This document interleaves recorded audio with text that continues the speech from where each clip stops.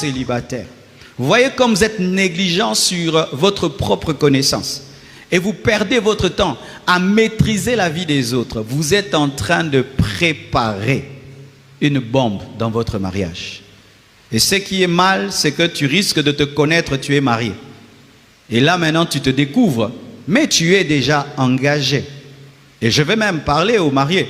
Tu te maries et maintenant tu te découvres. Comment tu peux faire?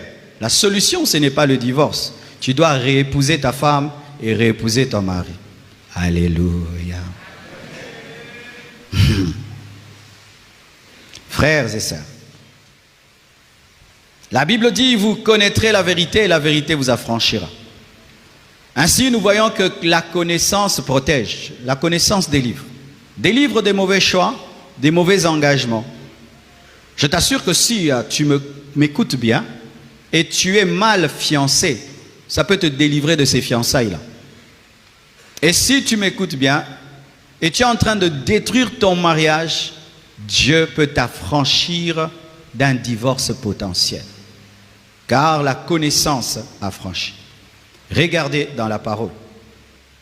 Adam se connaissait avant de se marier. Ève aussi. Comment, pasteur? Adam était seul longtemps avant qu'on lui donne Ève. Ainsi, il se connaissait, il savait que moi, je n'ai pas besoin d'un chimpanzé. Je n'ai pas besoin d'un tigre. J'ai besoin d'une femme comme moi. Il s'est découvert et Dieu lui a donné la femme. La connaissance de soi-même a précédé Ève. Ève aussi. Pourquoi je dis Ève aussi a eu le temps de se connaître? Parce que Ève a été créée alors qu'Adam dormait. Le temps qu'Adam dormait a permis à Ève de se connaître. Et donc, Adam dormait, elle était debout, elle a pu voir que lui, il est différent de moi. Je suis différente de lui. Donc, moi, je suis une femme, lui, il est un homme. Alléluia. La connaissance de soi. Quand nous lisons Exode 4, verset 10, la Bible dit, Moïse dit à l'Éternel, « Ah Seigneur, je ne suis pas un homme qui ait la parole facile, et ce n'est ni d'hier, ni d'avant-hier, ni même depuis que tu parles à ton serviteur, car j'ai la bouche et la langue embarrassée. » Lorsque Dieu est venu faire une alliance avec Moïse, il a trouvé un Moïse qui se connaissait. Moïse connaissait son défaut, c'était un bègue, depuis l'enfance. Et il dit à Dieu, « Dieu, tu veux faire une alliance avec moi? Je suis un bègue. Comment tu peux chercher un prophète bègue? Dans le domaine prophétique, il faut parler. Maintenant, tu m'appelles dans un domaine, mais je n'ai pas l'aptitude de ce domaine. Je ne parle pas bien. » Et Dieu résout le problème, aide, complète cette défaillance en lui donnant Aaron. Quel est ton bégaiement? Quel est ton bégaiement? Est-ce que tu es conscient que tu bégayes quelque part? Le bégaiement, c'est un défaut. Tu connais le défaut de tout le monde. Tu connais les défauts de ta femme, les défauts de ton mari, de ton fiancé, de ta fiancée. Est-ce que tu connais tes défauts? As-tu mis un nom sur ton défaut? Est-ce que ton défaut a un nom? Bégaiement, le défaut de Moïse. Le tien, c'est quoi? La colère. Le tien, c'est quoi? La haine. Le tien, c'est quoi? Le mensonge. Le tien, c'est quoi? Le vol, l'impudicité. Le tien, c'est quoi? Le fétiche.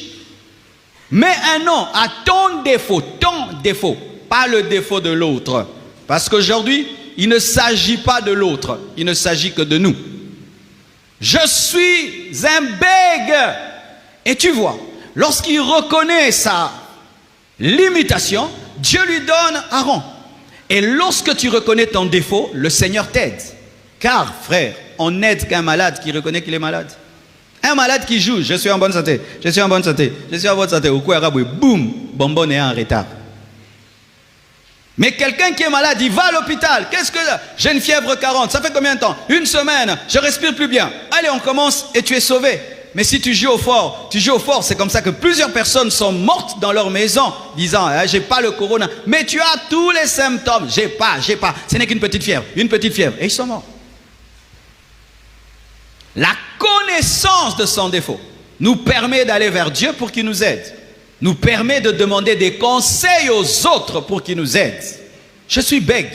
Alors prends Aaron. Lui va parler pour toi. Tu seras la voix. Et lui, il va interpréter. Psaume 51, verset 5. Et dans d'autres versions, verset 7, David dit, « Voici, je suis né dans l'iniquité, et ma mère m'a conçu dans le péché. » Les théologiens disent deux choses au sujet de ce verset. Ils disent, soit c'est David qui reconnaît seulement qu'il est pécheur, comme tout homme. Mais d'autres disent que David est né en dehors du mariage, parce qu'il dit que ma mère m'a conçu dans le péché. Ma mère m'a conçu dans le péché.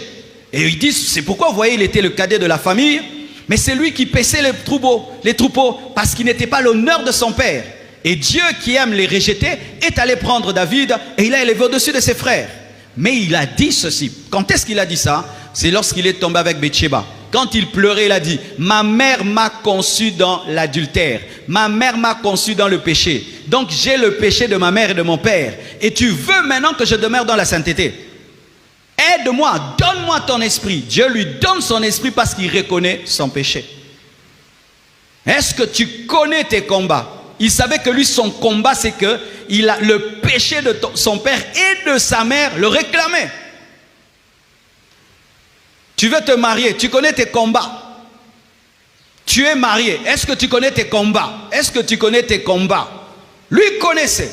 Et face à Dieu, parce que notre relation avec Dieu, c'est aussi un mariage, il dit à Dieu, j'ai un problème. Je suis né dans le péché. J'ai le péché en moi à cause de mon père et à cause de ma mère. Si tu ne me donnes pas le Saint-Esprit, je ne saurais pas te craindre. Et quand il s'est repenti, regardez, jusqu'à la fin de sa vie, David est resté sur le chemin. Il est mort sur le trône. Il n'a pas fait comme son fils Salomon. Là, j'ai parlé des défauts. Mais il n'y a pas que les défauts qu'il faut connaître. Ça, ce serait aussi un déséquilibre des gens qui ne connaissent que leurs défauts. Ce n'est pas bon. Ne sois jamais quelqu'un qui dit, je ne suis pas ceci, je ne suis pas ceci, j'ai tel défaut, tel défaut. Un homme n'est pas un démon. Ce ne sont que les démons qui ont des défauts. Tout homme a même une qualité. C'est pourquoi même les sorciers, ils ont des gens qui ne mangent pas. Alléluia. Donc il y a de terre. Alléluia. Il y a des sorciers quand on dit mange celui-ci, mange, mange, mange. Quand on dit mange ça, ah non, pas lui, pas lui. Ah, Ndoki, tu as l'amour. Ndoki a l'amour aussi. Alléluia. Donc, ne sois pas comme un démon. Toi, tu n'as que des défauts. Il y a des gens qui se méprisent tout le temps et ils pensent que c'est de l'humilité. Non. Quand tu es un être créé à l'image de Dieu, toi, tu ne te trouves que des défauts. Tu es un pécheur. Tu pêches parce que Dieu ne peut pas créer quelqu'un qui n'a que des défauts. Alléluia. Je viens de vous lire ce que Platon a dit et ce que Socrate a dit. Mais ce n'est pas des chrétiens. Mais quand même quelque chose de bon est sorti d'eux. Amen. Ce qui fait que même un païen peut te conseiller. Vrai ou faux? Un païen fait un avion. On utilise l'avion. Même si ce sont des païens, ils ont des bonnes choses. Dans certaines nations, tu vois, ce sont tous des païens. Mais ils sont propres, ils sont honnêtes, ils sont droits. Mais ils sont des païens. Mais toi, tu ne te trouves que des défauts. Oh, je ne mérite pas ma femme, je ne mérite pas mon mari, moi je n'ai que ceci. Archi faux, tu as quelque chose. Et le même David qui dit qu'il est né dans l'iniquité.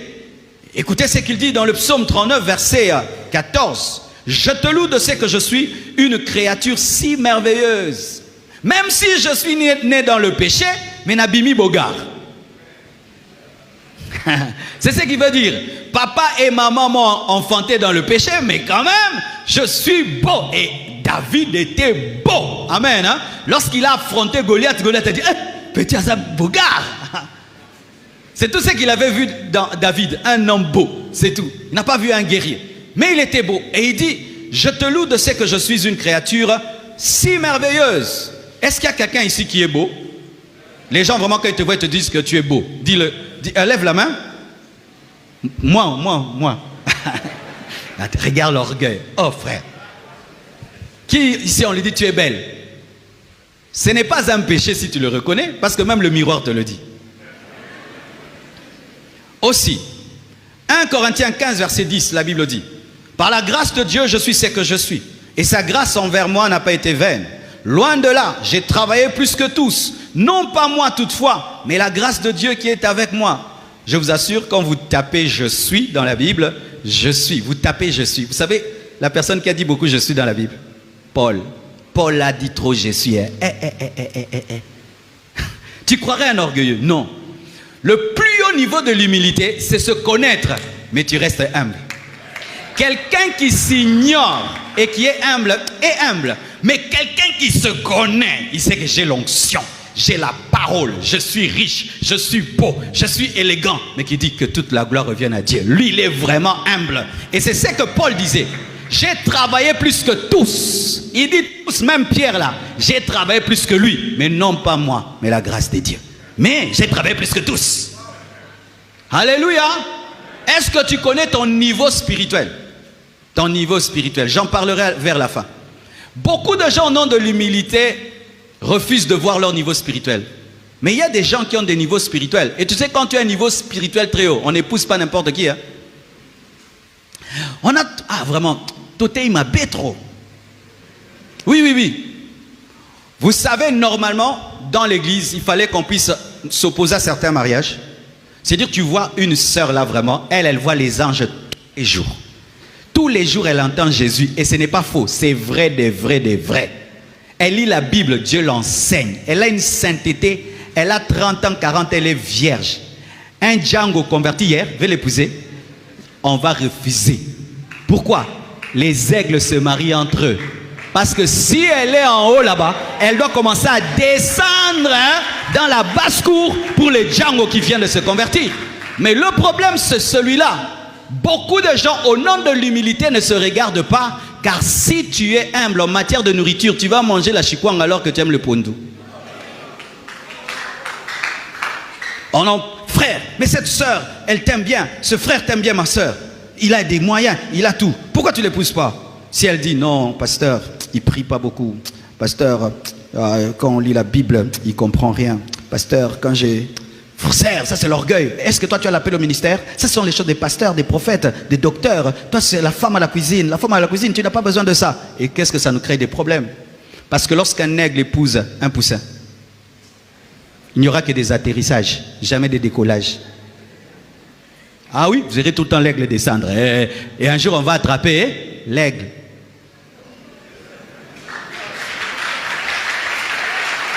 Ah oui. Lorsque j'ai déménagé, on a un aigle. Alors, je n'avais pas encore fait sa cage. Et je vous assure, on a fait une petite cage. C'était la cage des petits oiseaux. On a mis l'aigle dans la cage des petits oiseaux le temps qu'on fasse sa grande cage. Parce qu'il a besoin de déployer. Quand il déploie ses ailes, comme ça, il est petit comme ça. S'il déploie, alors il fallait trouver une grande cage. Le temps qu'on fasse sa cage, on a mis l'aigle dans une cage des petits oiseaux. Il a fait seulement 2-3 jours dedans. Il a failli tomber malade. Pourquoi? Parce que lui doit se déployer. Quand on l'a sorti de là, il a failli attraper le rhumatisme. Il a dû battre les ailes. Quand seulement on l'a mis dans une grande cage, il a commencé à battre. Pourquoi? Il n'est pas fait pour les petites cages. Alors maman, toi tu as une fille là.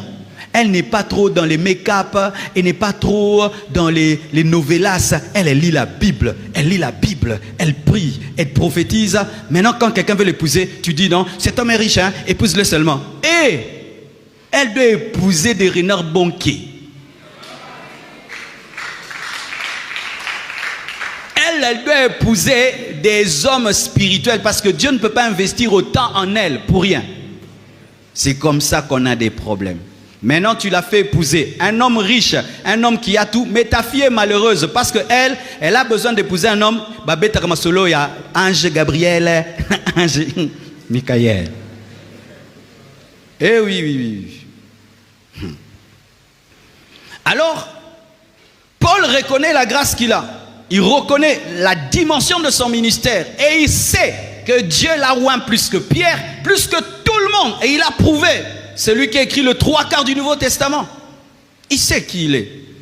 Tu dois connaître aussi tes qualités, pas seulement tes défauts. Frère, sœur, ne sois pas concentré que sur tes défauts. Tu as aussi des qualités. Mais ne sois pas seulement concentré sur tes qualités. Tu as aussi des défauts. Amen. Avant d'entrer en profondeur, Ésaïe 6, verset 5, la Bible dit: alors je dis, malheur à moi, je suis. Ésaïe ne parle pas du peuple, hein. Je suis perdu car je suis un homme dont les lèvres sont impures. J'habite ensuite au milieu d'un peuple dont les lèvres sont impures. Ésaïe parle d'abord de ses lèvres impures avant de parler des lèvres impures du peuple. C'est-à-dire, il avait d'abord la connaissance de lui avant d'avoir la connaissance des autres. Mais qu'est-ce qui nous arrive nous souvent? Nous connaissons les lèvres impures des autres, mais nous ne connaissons pas nos lèvres impures. Nous connaissons les lèvres impures de nos femmes, de nos maris, mais pas nos propres lèvres impures. Tu connais les défauts de l'autre, mais tu ne connais pas tes défauts. Alors qu'il faut commencer par la connaissance de tes lèvres impures pour connaître les lèvres impures du peuple. Celui qui se connaît bien connaîtra les autres bien. Celui qui connaît sa pointure choisira la couleur. Alléluia. Avant de parler de la marque de la chaussure, tu parles d'abord de la pointure. Alléluia. Mais qu'est-ce qui se passe maintenant? Les gens parlent, je veux une femme comme ceci, je veux une femme comme cela, je veux un mari comme cela. Mais ta pointure, toi-même tu es qui? Hein?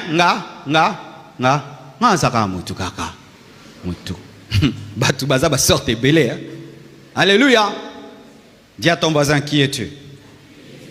Ne réponds pas. Ok. Voici la première chose que tu dois connaître. Quand je l'ai dit au premier culte, on a failli me lapider. Tu dois savoir si tu es appelé au mariage parce qu'il y a des gens qui ne sont pas appelés à se marier. Il y a des gens, quand Dieu les a créés, il a dit, toi tu ne te marieras pas, tu ne seras que pour moi. Paul, il dit que certains doivent rester comme lui. Amen. 2. Il y a certains veufs et certaines veuves qui ne doivent pas se remarier. C'est écrit dans la parole, surtout pour les vieilles veuves et les vieux veufs. Après que tu aies servi Dieu, plutôt que tu te sois marié, si ta femme part dans la vieillesse, ton mari part dans la vieillesse, encore chercher, la Bible conseille à de telles personnes de se donner à servir Dieu. On a remarqué que certains veufs, ils ont eu une bonne première femme, la première femme est morte, dans leur vieillesse, ils ont voulu la remplacer, la deuxième est venue comme la punition de Dieu. Si tu es veuf, tu es déjà âgé, tu es veuve, tu es déjà âgé, avant de te remarier, tu dois bien prier. Il se peut que Dieu peut te demander de lui donner cette dernière partie de ta vie seulement pour lui et pour les enfants et pour éduquer les jeunes filles mariées et les jeunes garçons mariés. Amen. Alors, pour ce qui est de la destinée, tu dois connaître ta destinée quand tu veux te marier. Pourquoi ? Avant que tu ne cherches à ce qu'on t'accompagne, mais tu dois savoir où tu vas, non? Si je ne sais pas où je vais, comment je peux te demander de m'accompagner? Tu vas où? Je suis au coin là, quelqu'un me dit, Marcelo, viens, on part. Où? On part seulement. Oh, dis-moi, en ville ou où? Non, on part. Non, je vais refuser. Où tu m'emmènes où? C'est pourquoi, jeune femme, quand un homme te dit que je t'aime, dis merci, merci, tu es jolie, merci. Après, s'il ne dit pas où il va, toi pose la question, tu vas où? Si tu sens qu'il balbutie, n'entre pas dans ce taxi-là, tu vas finir en scellé. Alléluia. Mais le problème, c'est que les jeunes hommes qui veulent se marier ne connaissent pas Dieu et ne connaissent pas leur destinée. C'est pourquoi vous amenez les gens n'importe où. Un homme qui ne connaît pas où il va est moins sérieux. Maman, n'entre pas dans ce taxi-là. Quelqu'un qui a déjà 25 ans, 30 ans, mais ne connaît pas le plan de sa vie, c'est un aventurier, n'entre pas dans ce taxi-bus-là. Alléluia. Parce que, regardez, aujourd'hui, les gens mûrissent très tard. Aux temps anciens, un homme de 18 ans pouvait être roi. Un homme de 20 ans pouvait être roi. Une femme de 20 ans pouvait être reine. Et elle dirige. Parce que depuis toujours, on a bâti en eux des hommes et des femmes. Maintenant, tu veux te marier. Jusque-là, tu ne sais pas pourquoi tu existes. Pourquoi tu es sur cette terre. Tu ne sais pas. Tout ce que tu fais dans ta vie, tu imites. Tu imites. Mais toi-même, tu n'as pas de position. Pourquoi tu veux te marier? Ne te marie pas. Attends. Amen. Hein? Attends connaître où tu vas avant d'amener quelqu'un. Dieu a révélé le plan qu'il avait pour Adam avant de lui donner Ève. Où vas-tu pour que je t'accompagne? Regardez ça. Dieu, par exemple, t'a appelé à être un missionnaire. Vraiment un vrai missionnaire du genre que tu reviens à la maison que 2 jours, tous les autres, tu es en mission à gauche et à droite. Maintenant, toi, tu ne le sais pas. Tu épouses une fille, elle, son rêve, c'était quoi? Moi et mon mari, on sera tout le temps ensemble, samedi, barbecue, ceci, ceci. Mais toi, dans le plan de Dieu, il n'y a pas de barbecue.